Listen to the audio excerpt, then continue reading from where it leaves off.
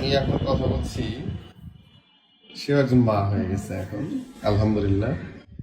তো আপা আমাদের ডায়াগনস্টিক সেন্টারে সেবা নিয়েছে, সেখান থেকে তার বাচ্চা প্রসবের জন্য আর কি আমাদের হসপিটালে ভর্তি হয়েছে এবং বাচ্চা প্রসব করছে, বাচ্চা ভালো আছে এখন।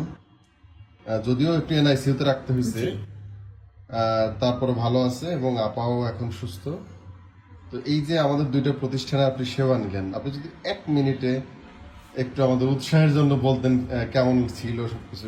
আমার বেবি হয়েছে ঈদের দিন থেকে শুরু করে এই পর্যন্ত আজকে ঈদের 4র্থ দিন। আমি 1 মিনিটের জন্য মনে করিনি যে আমি ছুটিতে বাচ্চা জন্ম দিলাম। আলহামদুলিল্লাহ, সার্ভিস অনেক অনেক অনেক ভালো ছিল। স্টাফদের মুখে কোনো বিরক্তির প্রকাশ ছিল না, যার কারণে হয়তো আমি স্বাচ্ছন্দ্যে এই 4টা দিন 5টা দিন এখানে থেকে যেতে পারতেছি। আর এনআইসিইউ অনেক জায়গায় আমি দেখিয়েছি, ইনফ্যাক্ট আমি নারায়ণগঞ্জেও কিছু স্বনামধন্য হসপিটালে দেখিয়েছি। ওখানে আমাকে হচ্ছে গিয়ে এই সময়টাতে সার্ভিস ভালো দেয়নি, যার কারণে আমি এখানে আসলাম।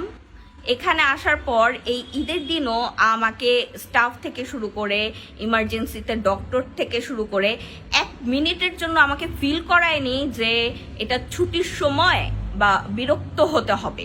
আলহামদুলিল্লাহ, এখানকার সার্ভিস অনেক অনেক অনেক ভালো। আলহামদুলিল্লাহ, এটা আমাদের জন্য বিশাল প্রাপ্তি।